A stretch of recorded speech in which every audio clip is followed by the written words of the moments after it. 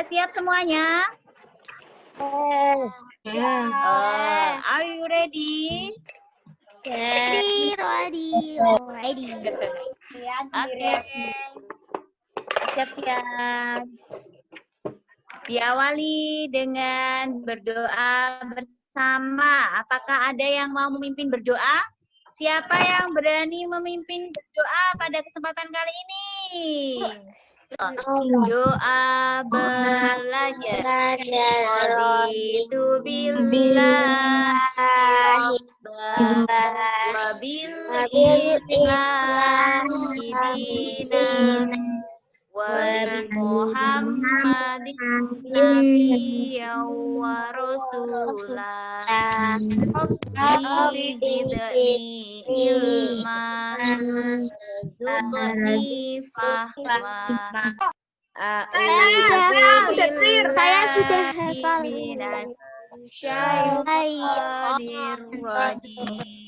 Bismillahirrahmanirrahim. La uqsimu biyaumil qiyamah wa la uqsimu bin nafsil lawwamah. Ayat tabul insanu allan najma'a idhomah ala qadirina ala an nusawwiya banana. Hari ini kita bersama-sama ditemukan kembali oleh Allah dalam keadaan sehat. Hari ini sudah 66 yang bergabung. Ada yang tahu atau ada yang merasa kurang sehat hari ini anak-anak? Semuanya sehat? Alhamdulillah. Sama-sama kita bersyukur kepada Allah dengan mengucapkan hamdalah.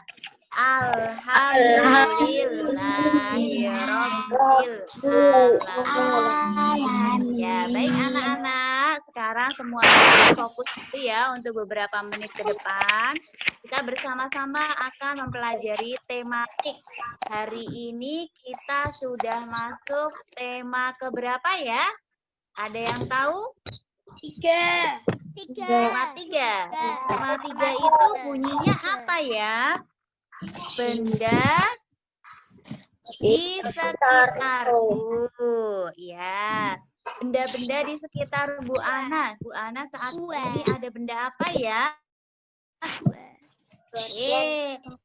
Ini apa anak-anak? HP. Termasuk benda apa? Padat, cair, atau gas? Padat. Sekarang ada ini. Ini apa? Botol minum. Botol minum. Ini kalau ini botol. Kalau botolnya sendiri benda apa? Padat. Ya, isinya ada benda yang lain. Isinya ini apa ya? Siapa yang tahu ini isinya apa? Air. Kalau air di sini Benda cair. termasuk benda apa? Cair. Anak-anak, benda cair bisa berubah menjadi gas atau tidak? Berubah menjadi gas? Kita coba. Nah, hari ini tujuan pembelajarannya kita akan mempelajari bersama-sama tentang perubahan wujud benda. Ya. Sekarang guru akan coba share screen materinya. Anak-anak semuanya mendengarkan. Kita akan tutup dulu semuanya.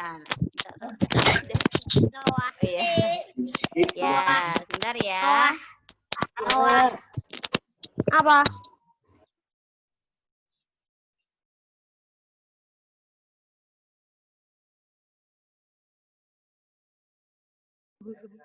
Ya, sebentar ya, Bu Guru akan coba share dulu materinya. Oh, belum bisa ya? Sebentar, belum bisa.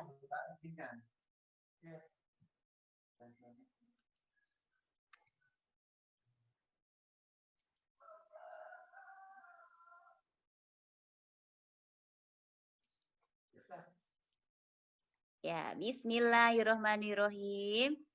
Hari ini kita bersama-sama akan belajar tentang perubahan wujud benda. Ya, ini ada dalam muatan bahasa Indonesia kelas 3 di tema 3, ada di subtema yang ketiga. Ya, perubahan wujud itu bagaimana, Bu? Tadi seperti yang Bu Ana sudah sampaikan, bahwa benda padat itu bisa berubah menjadi cair, atau sebaliknya cair bisa berubah menjadi padat, padat bisa berubah menjadi gas. Nah, contoh-contohnya seperti apa? Kita tengok bersama-sama. Cara perubahan wujud. Ya, gambar apa ini? Semuanya pasti sudah tahu ya. Itu adalah gambar es. Pasti semuanya sudah pernah memegang benda tersebut. Benda itu ada di lemari pendingin kita, jadi di kulkas masing-masing. Kalau dipegang rasanya dingin. Nah, kalau diambil dan dikeluarkan di udara terbuka, es akan yang tadinya padat akan berubah menjadi apa? Menjadi cair. Betul sekali. Jadi ini peristiwa mencair. Mencair itu artinya dari padat berubah menjadi kecair. Contoh lainnya jika anak-anak jajan es krim. Jajan es krim itu juga harus cepat-cepat dimakan. Kalau tidak jadi mencair, atau kalau yang biasanya dipegang gini ya, tiba-tiba esnya kok tumpah ke bawah karena sudah berubah menjadi air. Nah, itu tadi contoh peristiwa mencair. Berikutnya, perubahan wujud yang kedua. Apa ya gambarnya? Wah, enak sekali ya. Siapa yang suka makanan itu? Suka, suka, suka. Semuanya suka ya. Rasanya manis dan pastinya sangat lezat. Ada taburan coklatnya dan buah ceri. Anak-anak semuanya sudah pernah membuat ini? Semoga saja semuanya sudah ya. Kalau belum, besok kita coba akan percobaan membuat puding. Ini namanya puding ya, semuanya tahu. Nah, pada saat kita membuat puding, itu perubahan wujudnya, bentuk puding awalnya yang belum dimasak itu padat. Setelah dimasak menjadi cair. Terus habis itu dari cair ke padat. Proses perubahan wujudnya, ya pada saat dimasak, dia berubah menjadi dari padat ke cair. Ini peristiwa mencair. Nah, pada saat dia sudah dingin, dari cair tadi ya, ke padat, ini adalah peristiwa membeku. Nah, sudah ya. Selanjutnya, ini adalah peristiwa di pagi hari. Anak-anak kalau pagi hari habis sholat subuh, coba anak-anak jalan-jalan keluar. Di sana anak-anak akan menemui ada tanaman yang ada titik-titik airnya. Walaupun pada saat malam tidak terjadi hujan, tapi kenapa di daun, di rumput, ada titik-titik airnya ya?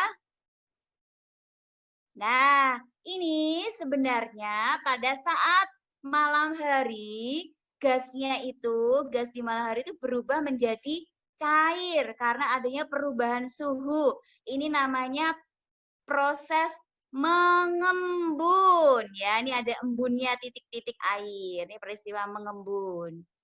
Selanjutnya, perubahan wujud yang berikutnya adalah, tahu anak-anak ini gambar apa? Biasanya digantungin di lemari.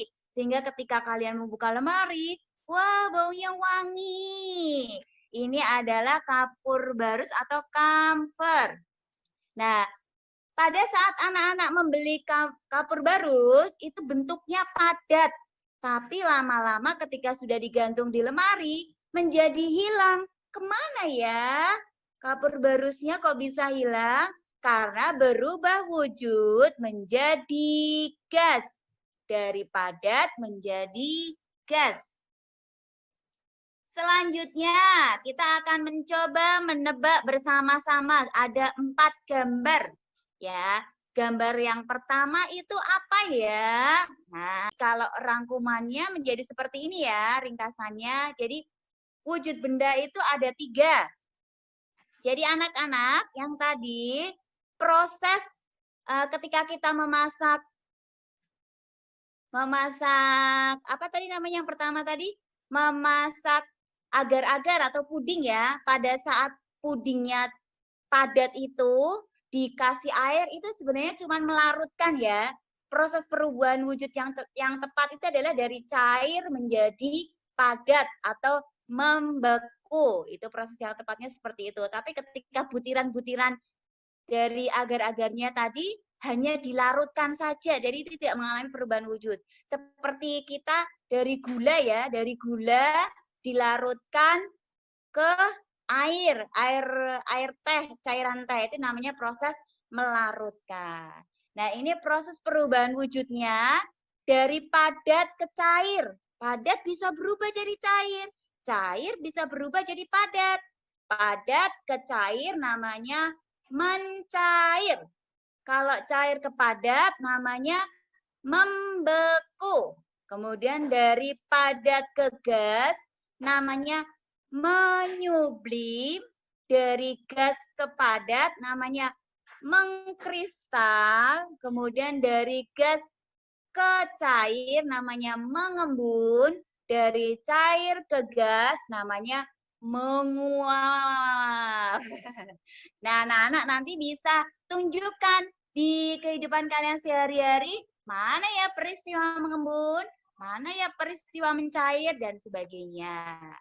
Nah, kemudian yang berikutnya,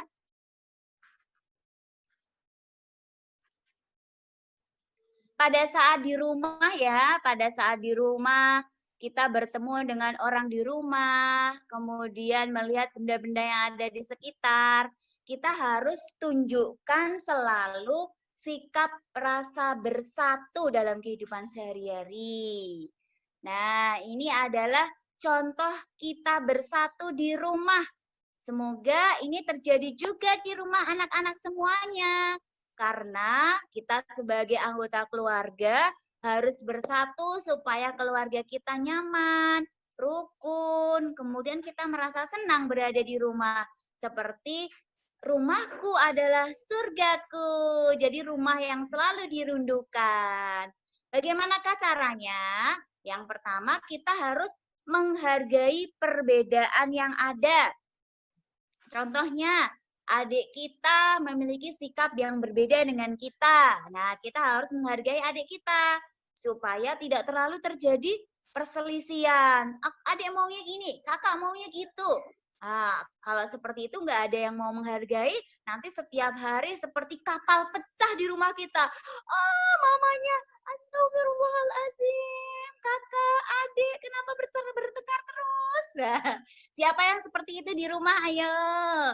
Nah, mulai sekarang kita harus saling menghargai ya perbedaan yang ada di rumah. Orang tua juga seperti itu. Ayah menghargai Umi, Umi menghargai ayahnya supaya hidup menjadi semakin rukun. Kemudian saling tolong-menolong tanpa membeda-bedakan orang lain. Nah, di sini ibu kita sudah pekerjaan yang ada di rumah itu bukan hanya tugasnya ibu, bukan hanya tugasnya pembantu rumah tangga, tapi kita sebagai warga di rumah juga harus bertanggung jawab dalam membersihkan rumah. Adik yang ringan-ringan ya, adik bisa ngelap meja supaya tidak ada debunya. Kemudian ibu menyapu, ayah boleh ngepel, kakak bersihin jendela pakai kemoceng, seperti itu. Nah, nantinya ini semuanya pekerjaan akan menjadi lebih ringan dan cepat selesai. Terus kemudian ada timbul rasa senang karena dikerjakan bersama-sama. Hal ini kemungkinan bisa dilakukan kalau papa sama mama mungkin berada di rumah. Mungkin kalau orang tuanya yang bekerja bisa memanfaatkan waktu libur hanya 15 menit bersama-sama untuk membersihkan rumah dalam kondisi yang bahagia bersama-sama. Terus habis itu yang ketiga, tidak mementingkan diri sendiri. Misalnya kakak nggak mau diganggu, adik nggak boleh masuk ke kamar kakak, misalnya seperti itu. Nah, itu namanya mementingkan diri sendiri. Atau misalnya kakaknya mau menang sendiri, atau misalnya adik juga seperti itu. Adik nggak boleh saling mementingkan diri sendiri. Kalau belum paham gimana, Bu? Kalau belum paham, saling mengingatkan. Misalnya adik kecil itu sukanya mau menang sendiri kok, Bu. Adikku yang kecil sendiri. Nah, dia kan masih kecil. Jadi harus dikasih tahu sama kakak, adik jangan seperti itu. Misalnya adik pengennya itu ngacak-ngacak ruangan tempat tidur kita. Nah, nanti diberitahu sebagai kakak yang baik harus bisa mengarahkan adiknya. Yang keempat, menghargai hasil pekerjaan orang lain. Misalkan pagi-pagi Umi sudah menyiapkan sarapan. Bangun pagi-pagi di saat kalian sedang tertidur, Umi bangun, kemudian memasak di dapur, dan masaknya ternyata masakan yang kurang disukai sama kakak. Nah, sebagai anak yang baik, kita harus menghargai hasil pekerjaan Umi. Umi sudah capek masak, kita makan sesuai dengan apa yang sudah disajikan orang tua dan bilang terima kasih. Nah, dengan menerapkan sikap bersatu, coba kalian lihat bagaimanakah wajah keluarga yang ada di gambar anak-anak. Semuanya tersenyum ya. Ayah tersenyum, bunda tersenyum, kakak juga tersenyum, adik juga tersenyum. Oh, ternyata ada roti tar di depannya. Wah, enak ya. Keluarga menjadi tentram, lingkungan rumah menjadi rukun karena adanya sikap bersatu. Nah, selanjutnya, manfaat bersatu keragaman di sekolah. Ini adalah pada saat kita berada di sekolah. Kapan ya Bu kita bisa masuk? Udah kangen banget. Nah, anak-anak bisa bantu dengan doa supaya kita segera masuk ya. Nah, jika berada di sekolah, anak-anak, kenapa sih Bu kita harus bersatu? Karena akan mempererat rasa persaudaraan antar teman. Yang sekarang udah kangen sama temennya, karena dulu ketika kelas 2 itu sudah saling bersatu. Jadi ada rasa kangen sama temennya. Siapa yang nggak punya rasa kangen sama temennya? Ayo. Berarti dulu ketika kelas 1, kelas 2 belum kenal akrab sama temennya. Jadi nggak ada rasa kangen.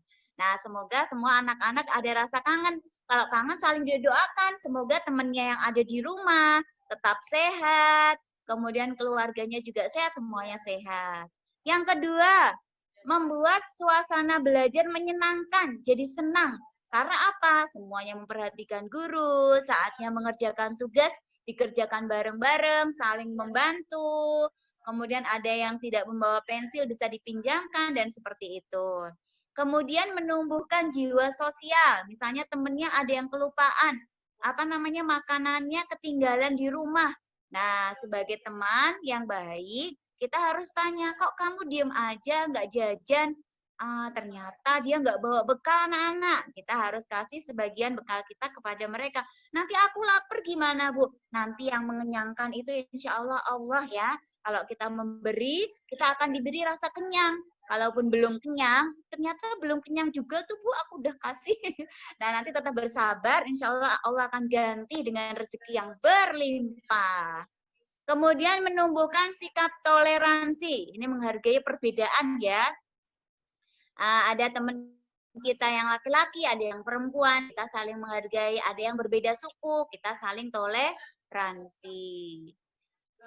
Selanjutnya, ini kegiatan kelompok akhirnya akan menjadi menyenangkan, saling hidup. Jadi saling mengemukakan pendapat. Aku pendapatnya gini, aku gini. Nanti dicari diskusinya mana yang paling bagus. Nah, ini siapa yang pernah seperti ini? jatuh, wah rasanya sakit sekali ya. Udah sakit, udah gitu diketawain sama temen lagi. Udah sakit hatinya, sakit badannya. Kasihan ya anak-anak.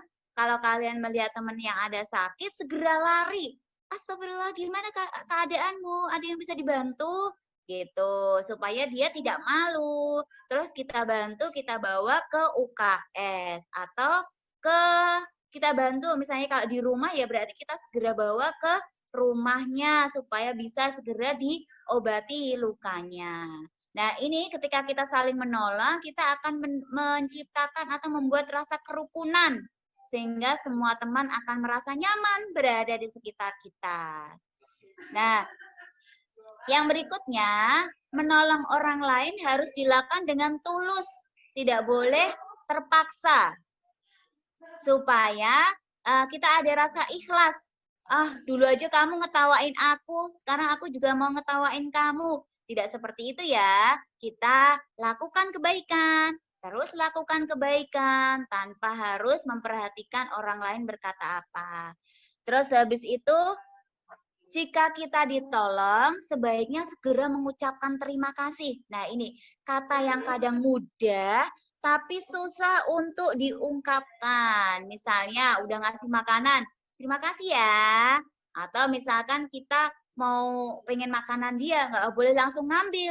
Tapi harus bilang, bolehkah aku minta tolong?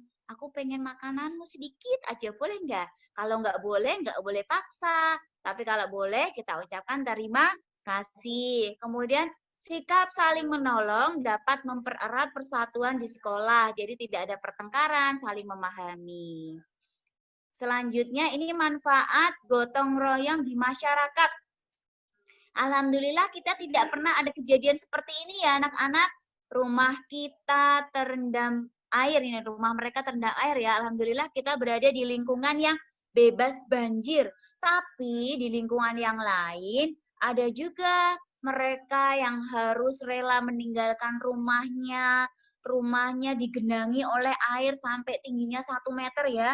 Nah, anak-anak harus bersyukur. Nah, pada saat terjadi seperti ini akan menimbulkan rasa gotong royong ya. Apa manfaatnya? Supaya tumbuh rasa toleransi, mempererat persaudaraan, membuat lingkungan menjadi menyenangkan, menumbuhkan rasa persatuan di masyarakat. Karena masyarakat kita ini berbeda karakter, berbeda suku ya anak-anak. Nah, ini tadi anak-anak pembelajaran yang tematik yang kali ini bisa Ibu sampaikan. Yang pertama tadi ya tentang perubahan wujud. Jadi ternyata benda-benda di sekitar kita bisa berubah wujud. Dari cair menjadi gas, dari gas menjadi cair. Yang berikutnya, pentingnya kita saling bersatu dalam masyarakat, di rumah, di sekolah. Nah, coba anak-anak semuanya, apakah ada pertanyaan dari anak-anak? Bina spiritual, fisik intelektual.